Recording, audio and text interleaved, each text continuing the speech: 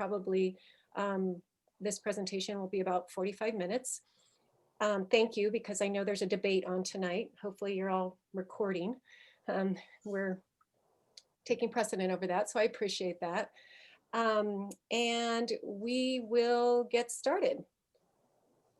Thank you. Okay. Thank you So for I guess joining. that's me. Yep. Right. So thanks for coming tonight. I want to start with a very personal touch. I am a parent as well. So some of these things really apply through my own personal journey. I'm going to show you a picture of my son here. Okay. There he is, college graduation. So yes, I got him through those stages in life, and he graduated college last year. So the funny thing is, you know, reflecting back, and a lot of you guys are at a certain stage right now. Certain things were told to me. When I saw the slide that Diane made, I jumped on it. I said, I got to take this slide because those exact words were told to me when he started his senior year. Your senior still needs you, even if they say they don't. No truer words were said. If you look back at your child's progress, you know, from the day they were born to the day you took them to kindergarten, to the day they started finished elementary, and that big transition to middle school, and then the big transition to high school. And now the next phase is their next step in life, whether that's to work, technical school, college, the military for some people. At this point, you know, it's that spectrum, that range where we're finding the balance between extreme parenting to permissiveness. Trying to find that balance in between is so critical, and it still doesn't stop even though they're a senior. Yes, you have to make them more independent and let them go a little bit, but knowing that they still have your support is so important to them, even in this stage in life. So remember that even if they act or say that they don't need you, they do need you. So just be aware of that. Next slide, please. Okay, so to say the least, this has been a very unusual year for everyone, especially your seniors. Historical times, a new virus that impacted the globe. And then past that, so that caused social distancing along with distance learning. And so when we got this new model of distance learning, we get major fires, first day of school.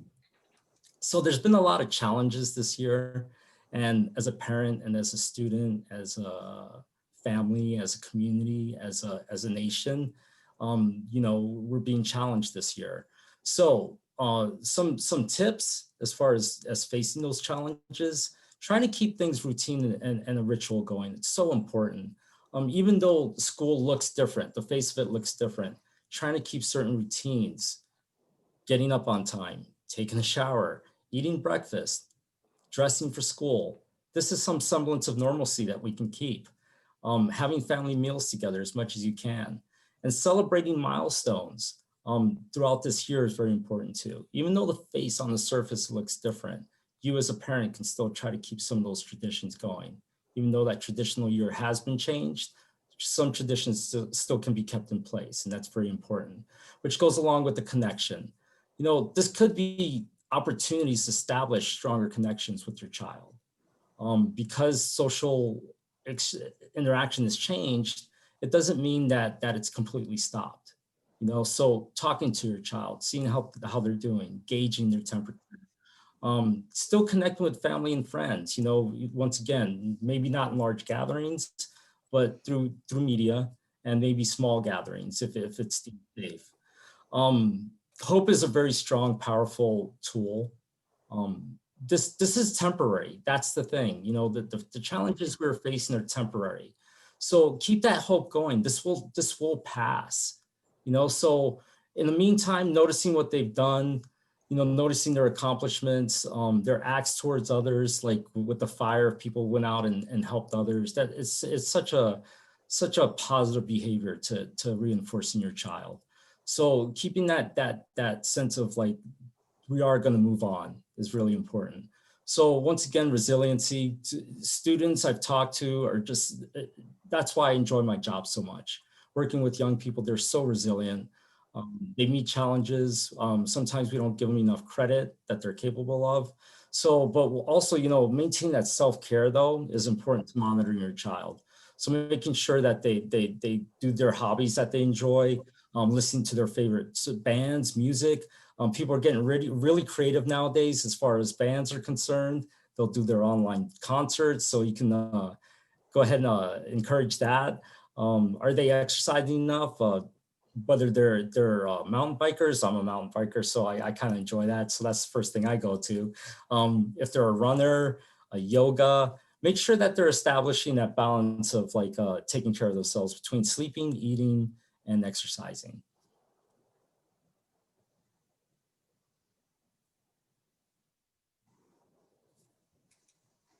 Okay, so your students' team, school counselors.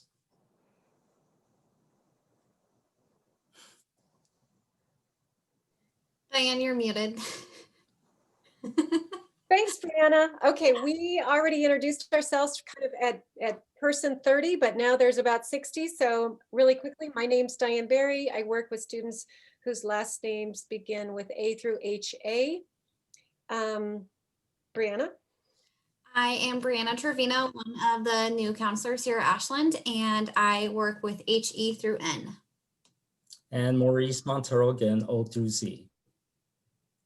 And I am Jen Marsden, the College and Career Specialist and Aspire Coordinator. And I am also going to make you aware of your students' CCR teachers, their Career and College Readiness teachers. So we have Alex Rocher, who teaches AP Econ and has students in those classes as part of her CCR, Cambria Florin, Vanessa Heckman, Russ Laubscher, Jake Taub, and Jerry Rocher are our CCR team. So this is my slide just to kind of give you a little overview of what's going on in the Career and College Readiness class. A lot of it is about career exploration, reflection, students looking at their interests and aptitudes and trying to determine what pathways they're looking at, not only for next year after graduation, but also in the more distant future. So there's a lot of college, career, vocational planning going on. This week, we actually started in CCR financial aid planning, and students are starting to work on their FAFSA, their free application for federal student aid. It's been great helping the students through that. One of the other things that students will be doing in their CCR is working on employability skills. Working on a resume, a cover letter, interviewing skills. Some of your students may already have jobs. They may have made a resume, written a cover letter before, but what I tell students is that you can always make your resume better, your cover letter better, and to use this time they're getting in CCR to improve their employability skills. And another piece of CCR is really working on financial literacy, learning about budgeting, credit, interest, bank accounts, and we're going to talk a little bit more about those kind of adulting pieces as we go on with the presentation. All right, graduation requirements. So for our seniors, they will need 49 credits to graduate. And Diane, Maurice, and myself, we have been working with your students and monitoring to ensure that they are on track and getting the classes and the credits that they need to graduate. This year is a little bit different because of COVID. We are waiving the community service learning credit. So that's where you see the 50 minus 1 up at the top. And seniors actually have the option to get a credit, to earn a credit for the service learning, but it's not required. So if they have completed 75 credits, or sorry, 75 hours of that community service, they can go ahead and receive that credit. We are also waiving the senior project just due to COVID and not being able to be in person. And we're also waiving the math, reading, and writing essential skills. Those are typically required for graduation, but due to the virtual learning, those are being waived. And then at the bottom, super exciting, the big day is Friday, June 11th, and that will be graduation for all of our students. Hopefully we are able to do that in person, fingers crossed. Brianna, I'm just going to add something really quickly about the essential skills because I've heard some students asking this. When your student sees a copy of their transcript, in the far right lower corner, they're going to still see essential skills, reading, writing, and math listed there. And what they will see is not assessed, or they'll see one or two of them passed. Please reassure them, and if the student, we will be reassuring them that they do not need to worry about that. A few students have said, wait a minute. So that's something they do not need to worry about, even though that shows not assessed and it's placed on their transcript. Thank you, Diane. So lessons learned from seniors in the past. I just want to really highlight this. Run, don't crawl to the finish line. And we will touch on this more later on in the presentation, but we'll talk about how to combat senioritis through managing stress, because senioritis is a real thing. If you can think back to when you were a senior, either in high school or maybe college. So we're going to talk a little bit about how to combat senioritis through managing stress, ensuring that students are attending classes, and staying organized. Okay, so senior year at a glance, fall. Make a to-do list for your post-high school plans. So one of the ways to combat the senioritis is to get as much done early as possible, is how I see it. You feel good when you accomplish things on your to-do list, and by not procrastinating, you don't fall into that hole of feeling like, oh, I have so much to do. The inertia doesn't set in. So what I talked about in CCR, exploring and focusing on post-high school pathways, keeping options open is something I'm always talking about with students and with parents.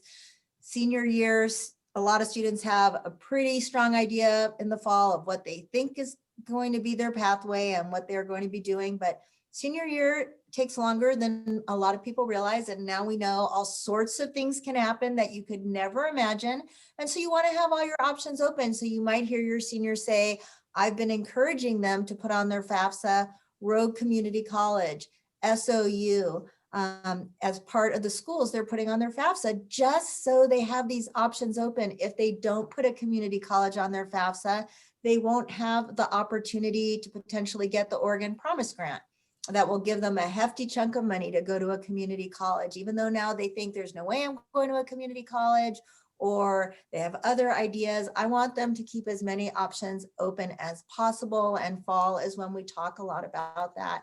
FAFSA, I mentioned earlier, we're already starting on that.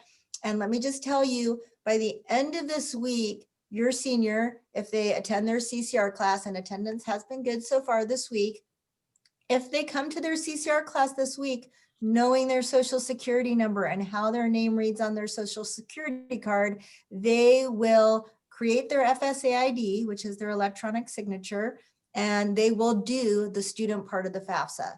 So their part of the FAFSA can be done by the end of this week.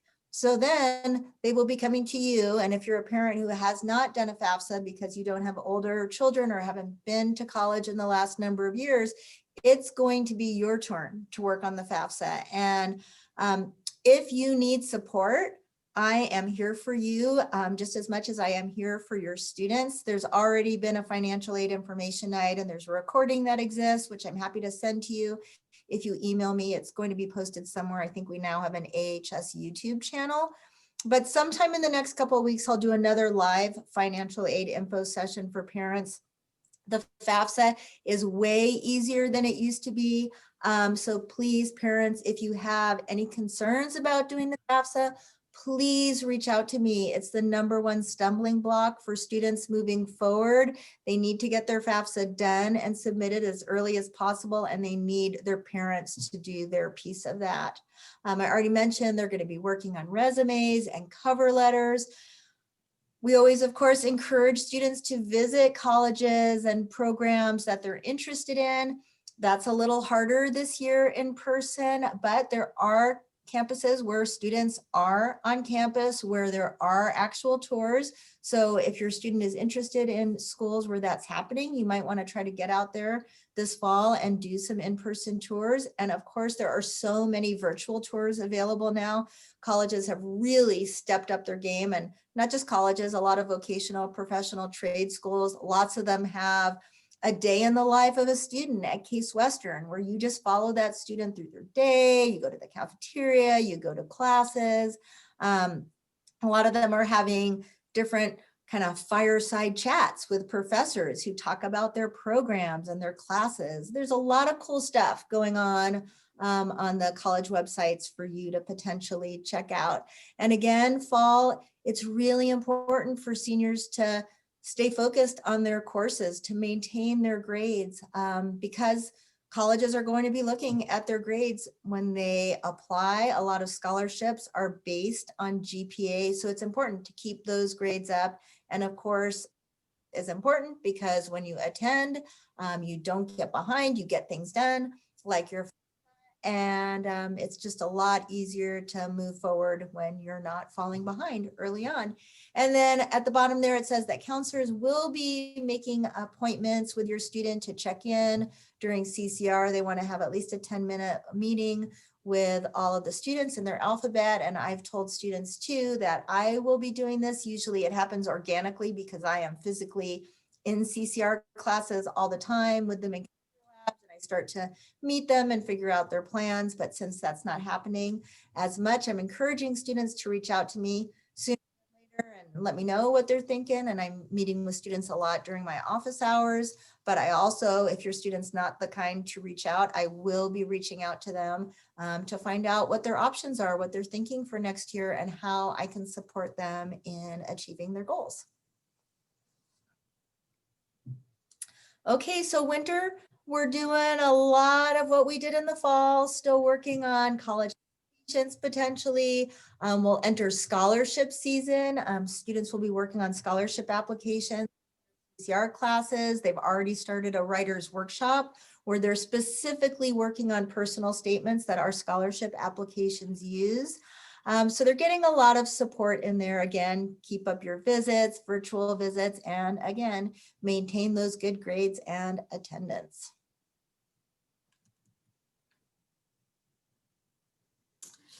So for the spring, this is a time that I'm super excited and looking forward to because there's just lots of fun stuff happening as we're wrapping up the year. So we'll check off graduation requirements. And again, counselors are working with your student now to ensure that they are taking the classes that they need to and getting those credits so that they will be able to graduate on time. But also I invite parents to reach out. I included our email in the chat, all of the counselors and Jen. Actually just saw that I put Jen's email wrong. I apologize. It's jennifer.marsden. Here, I'll put it in again. Okay, perfect. Thank you, Jen. Sorry about that. So yeah, if you have any questions about your student and where they're at as far as graduation, please feel free to reach out to us either by phone or email, and we're happy to answer those questions for you. So under the graduation requirements, that includes school fees and dues, ensuring that they're passing all of their classes and that they're in credit retrieval if necessary. And then finalizing their post-high school plans. So if that includes college or maybe a trade school, maybe they're wanting to work for a little bit, save up some money, finalizing all of those plans. And then ensuring that students are maintaining good attendance and grades as we near the finish line. Okay, so this slide kind of focuses on what we really want to think about beyond academics. We know that a lot of this year is focused on getting kids through their graduation requirements, but we also know that this is a year that comes right up against, for what will be for a lot of students, more independent life. And again, depending on if they're moving into an apartment with buddies or they're going and taking up, attending a program out at RCC, or they're going to live in the dorms. when Brianna said these are lessons learned from seniors past, these are really bits of feedback that we have heard and kind of taken in over the years from seniors, and not just from seniors, but from parents who've said, my gosh, we wish we focused a little bit more on some of these other skills. I know some of these look really kind of silly and almost corny, but they are really critical to good, strong transitions into the next chapter of life. I know that my son, is a sophomore this year, and in terms of a basic life skill, I met his roommate's mother when we were dropping him off at college last year. And her first question to me was, does he know how to do his laundry? And what I found out from my son is that her son did not, and didn't know how to put sheets on his bed. And I am sure that is an extreme, example, but I think this happens enough where we do so much for our kids to kind of support them, that we kind of forget that there's some really basic life skills that we want to make sure they have. We also want them to be using formal emails for school and work. We know that our students have grown up in an era of digital communication that is less formal and full of abbreviations and emojis and all sorts of things. And sometimes when we start emailing students, and when we do email students, we kind of see an echo of that in their emails. So it is something worth talking about, because as we know, how we present ourselves in terms of that email communication makes a strong impression.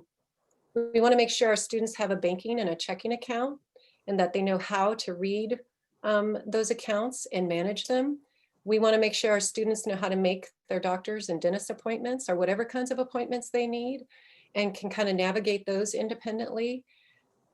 Most importantly, we really want students at this age to be problem solving fairly independently. We are absolutely there as parents. We are guiding and coaching, but we are not micromanaging at this point. We are really supporting their young adulting. So when we look and we evaluate those problems that they're dealing with, kind of reminding ourselves, is this a small problem? Is this a medium-sized problem? Obviously, for those larger, more complex problems, we absolutely want to move in, but we really want them having that practice and rehearsal now, because we know that when they are moving away from us, they're going to be needing to do that, and we're not going to be right there for them. In terms of social skills, we listed kind of these 4 bullet points, because again, we've heard our students talk about these as important when they've returned. If your student has kind of grown up here in the Valley, and more specifically here in Ashland, a lot of times by now, they've kind of moved into a pretty specific group of people, and they're not really stretching outside of that. And what we know is that some of our students, will talk about, ooh, even here at the high school, I don't want to be in that breakout group. I don't know them. Or I don't want to go be in that club because I don't know them. We actually want our students stretching and introducing themselves and getting to know new people, because that's exactly what they're going to be doing, most of them, in the year to come. They're going to be meeting people for the first time, and people who are really different from kind of where they've grown up. We want students to be pretty confident at this point, self-advocating. They can practice that with us. When students begin here at the high school, 9th grade, we really do a lot of supporting and kind of hand-holding. Everybody's different, but our hope is that by this time, we have students who are reaching out to us, not their parents, but us directly, and kind of problem solving with us, reaching out directly to their teachers directly, and problem solving, because again, we know that these are skill sets that they are going to need in that next chapter, regardless of their path. This looks simple, but we do really emphasize how critical it is for students to make sure that they're practicing eye contact and listening well, especially when they're talking to different kinds of important adults in their life, because this is something that's going to make a really important positive impression on the folks around them. And the last thing is you know, encouraging our students to show respect and gratitude to those who support them, because we want as many doors open for our young people as possible. And we know that when our young people show that gratitude and show that respect, the response is wonderful. The response is like, all right, let's support. What a wonderful young person this is. We may know that, we may take that for granted, and we may think our students just automatically know that, but adolescence is a pretty me-centric time. It's still a time where we're pretty self-absorbed. So reminding our students during this year that we have with them, reminding them of that critical importance around those basic skills. Please, thank you. Oh, I appreciate this so much. That is a really valuable and simple skill set. Thank you. So I'm going to take this slide too. You know, this is kind of a different presentation during COVID than it is during brick and mortar times. But one of the things we do know, as Brianna brought up, is that our seniors, our young people, period, deal with quite a lot of stress these days. And I think more than most of us, no matter what generation we are as a parent, probably most of us can say that we didn't encounter the kind of challenges in stimulation and amount of news and all that kind of thing our students deal with. So we do want to continue as parents and guardians to guide our students with safer choices rather than riskier choices. We know from all the research on adolescent brains that it is very normal to be drawn to higher risk situations. It's absolutely normal. We still want our students pausing, thinking, reflecting, and trying to make those good choices. Again, especially important as they are going to be moving out into a more independent life. So first of all, safer choices, work-life balance, making sure our children are finding time for friendships, family, positive relationships. If you have a student who is kind of has a pattern of choosing maybe maybe a little bit not as positive relationships or friendships, this is a really important time to kind of reflect on that and really think about, you know, why they are drawn again to certain kinds of relationships where they end up feeling stressed or not supported or in a dramatic situation that doesn't feel healthy for their growth. We still want to remember a healthy diet, just as Marie started out at the beginning. Our kids, some of them are right there. Some of them have no interest whatsoever in hearing us, but it is still our job to point out the connection between a healthy diet and our emotional health, our mental clarity, and our physical health, because it's a very straightforward relationship.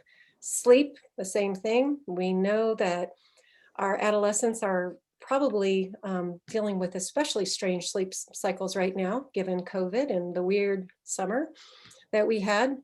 But that 9 hours is critical. And as much as we can routinize, if that's a word, the better.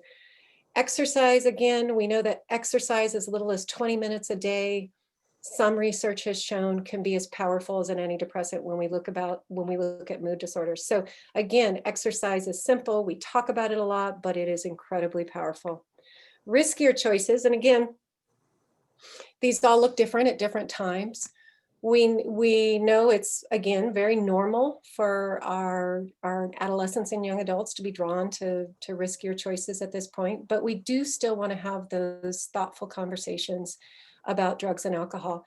Drugs and alcohol, because again, if your child is moving off into college and a dormitory situation, or, you know, maybe they're getting into the Greek system or they're living with friends, again, we know that this is a period where binge drinking, going too far, too fast, can have really tragic consequences.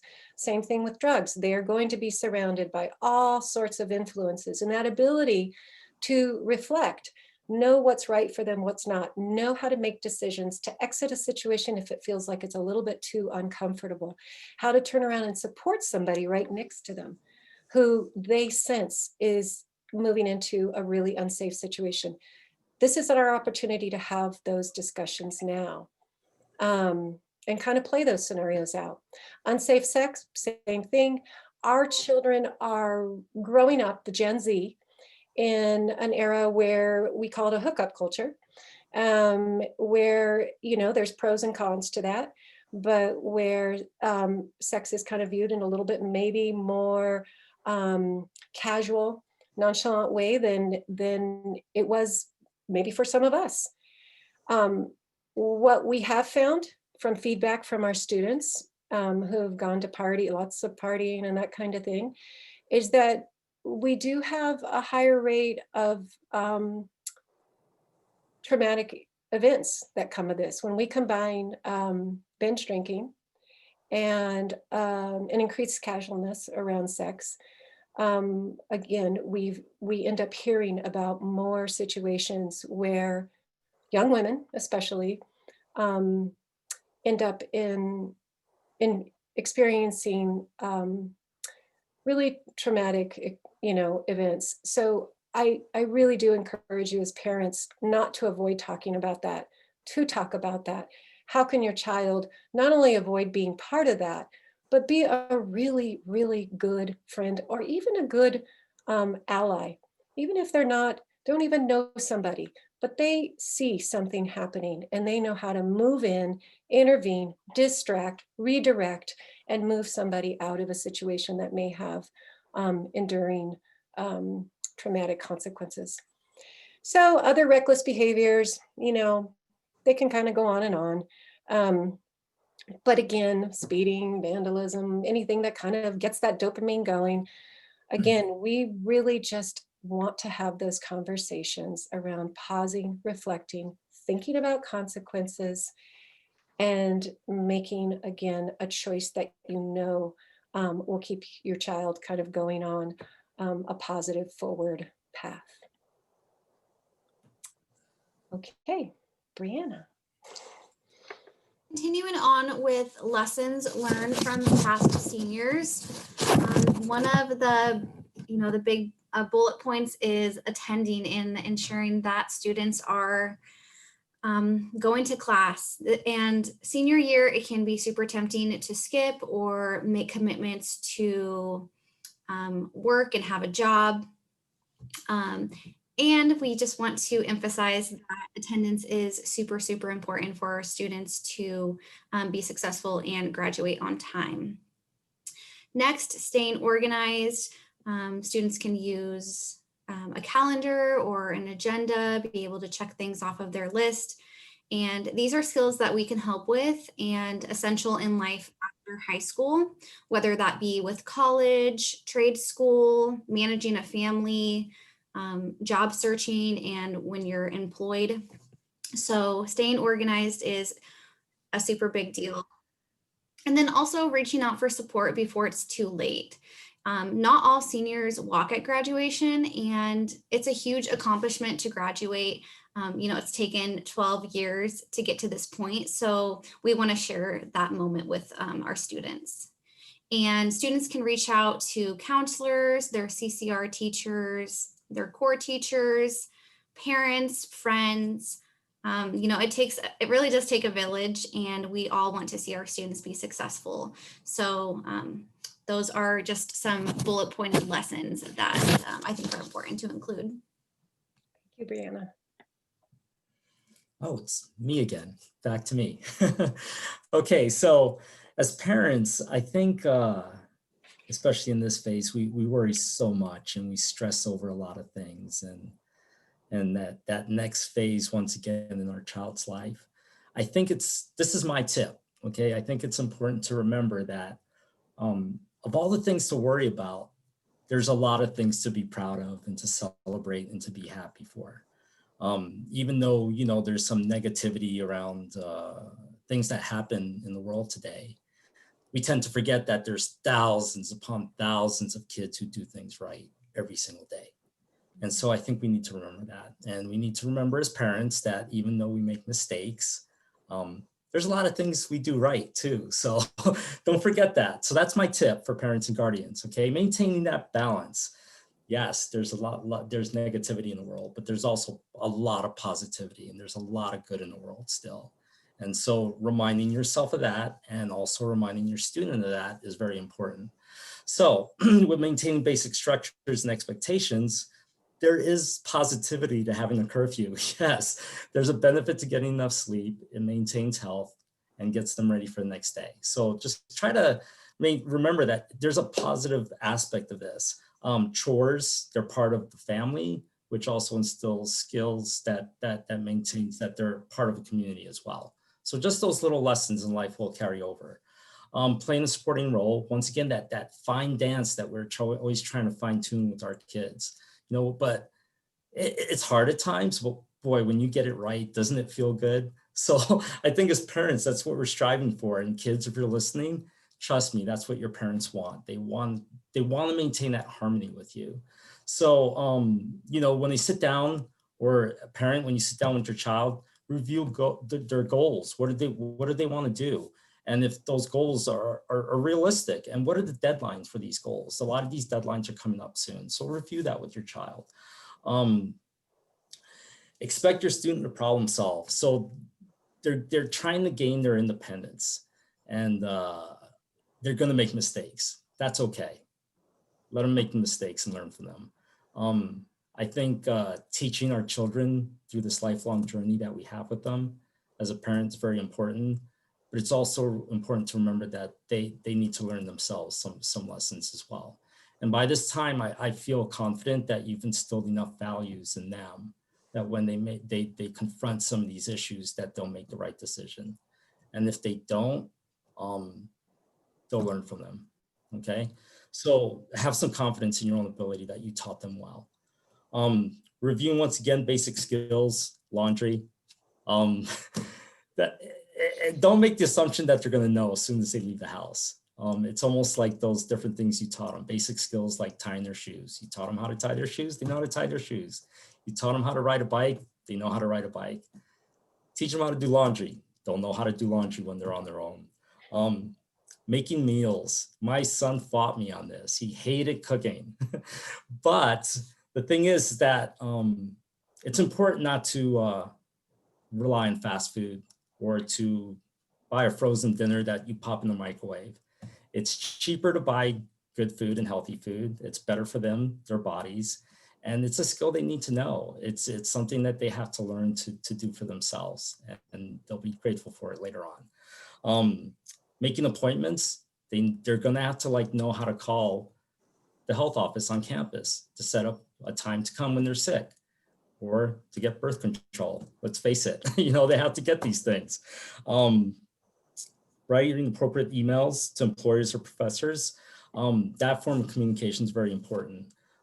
They do need to learn how to do this, to communicate with the figures at their campus and their employers. So, you know, providing these lessons for these basic skills are important. So don't forget that.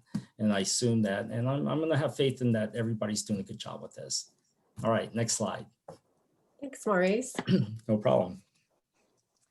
Okay, so this slide is mine. And again, I just wanted to stress early on, I don't think I really got it in about, for me, and I know for the counselors and for the CCR teachers, senior year is really trying to help our students, your students, prepare for and find a pathway for after high school that is going to be a good fit for them. So we know there's not a one size fits all. Senior year, even though we think kids have, you know, grown so much, is still such a huge time and opportunity for self-reflection, for growth. It's also for parents, this process of helping your students, supporting them, figuring out their next steps is also for parents, a really powerful time for self-reflection and exploration in terms of your expectations for your child and just what you see for them and for yourselves in the next number of years. And so I spend a lot of time, if you made it to the college information night or the financial aid information night, which already happened, there are recordings of those, like I mentioned, that you'll be able to access. And I will have another financial aid information night if you want to come to a live session. college information night, usually we also do finding a college or an educational pathway that is a good fit.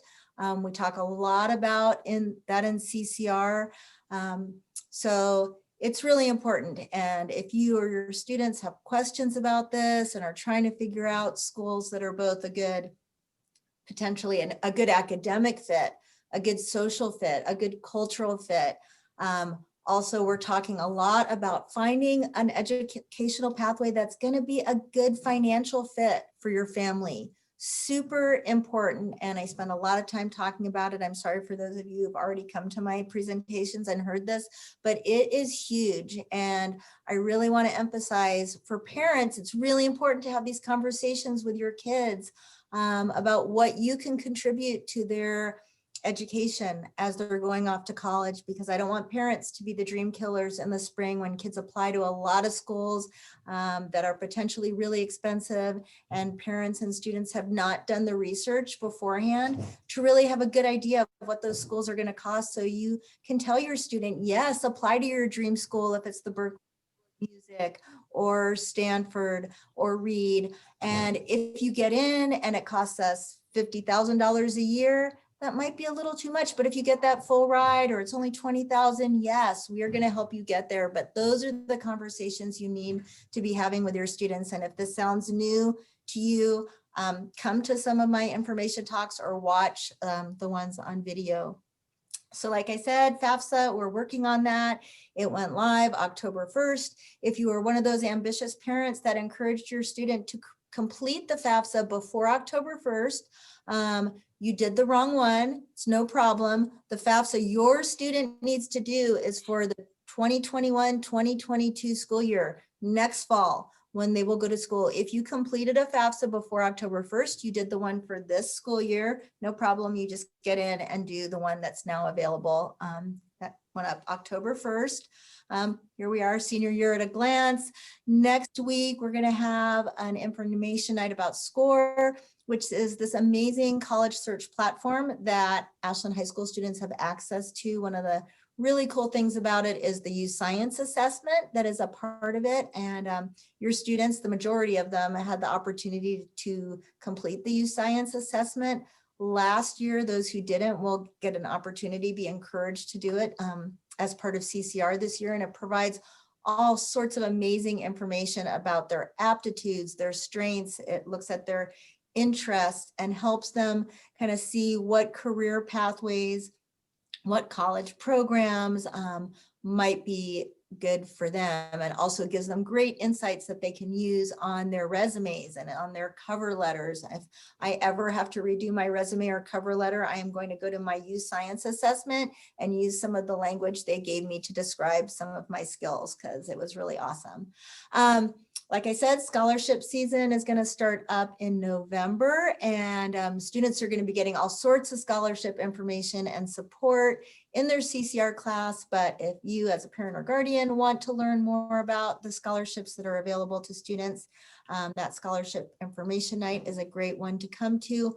Also, the AHS College Handbook, which if I get a minute, and I will after I'm done with this slide, because I don't have to do the last two slides, I will throw into the chat a link to the AHS College Handbook, which I put together every spring to guide juniors all through senior year, through the whole college application and financial aid process. There's a great scholarship information section in the handbook.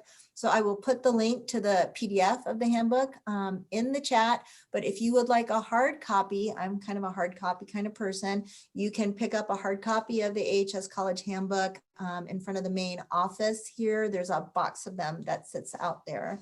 And then deadlines for scholarships don't start happening until mid-February, March 1st. So no reason to stress about that. And then of course, all culminates in graduation.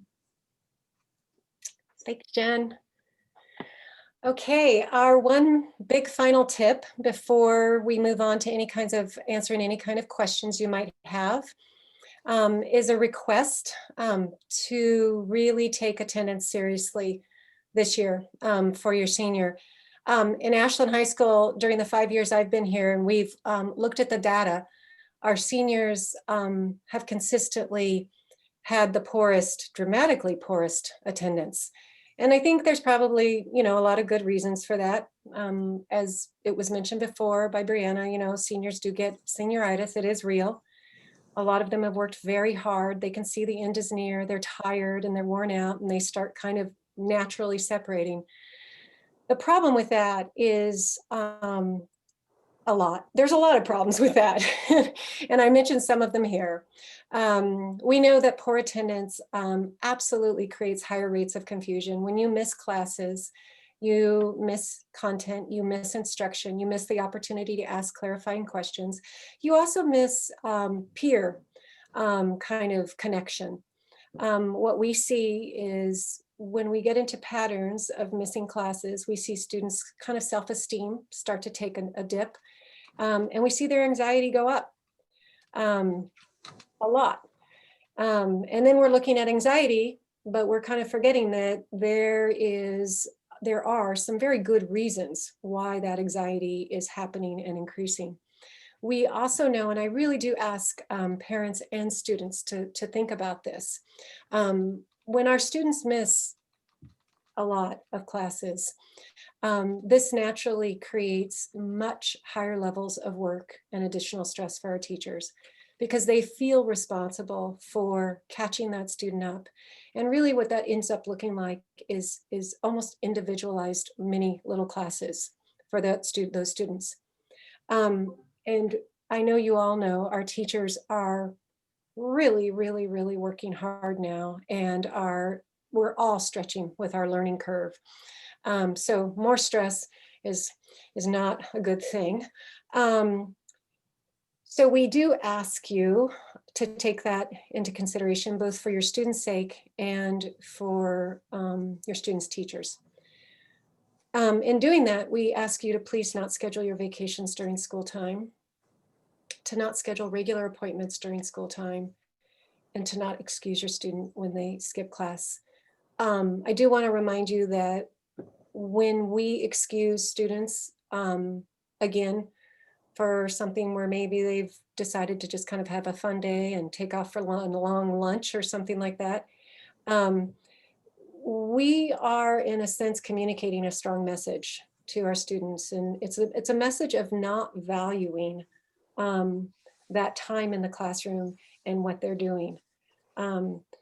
It's saying it's okay, that can take second seat to this. And again, we know that being in class can be, especially now, it's rough sometimes. Sitting on those Zoom classes, it feels a little mundane. It can feel tedious. We're hoping it feels better than that, but we know the reality is that the structure of school can be challenging. But we also know that those habits and that ability to persevere and to show up and to have good attendance are going to be habits that benefit our students for years to come in the workplace and other kinds of relationships and organizations. So please, please support your students' good attendance this year. And I think it will be a better year for all involved. Thank you. And we now have a few minutes to answer questions. And if you'd like to unmute yourself, you are welcome to.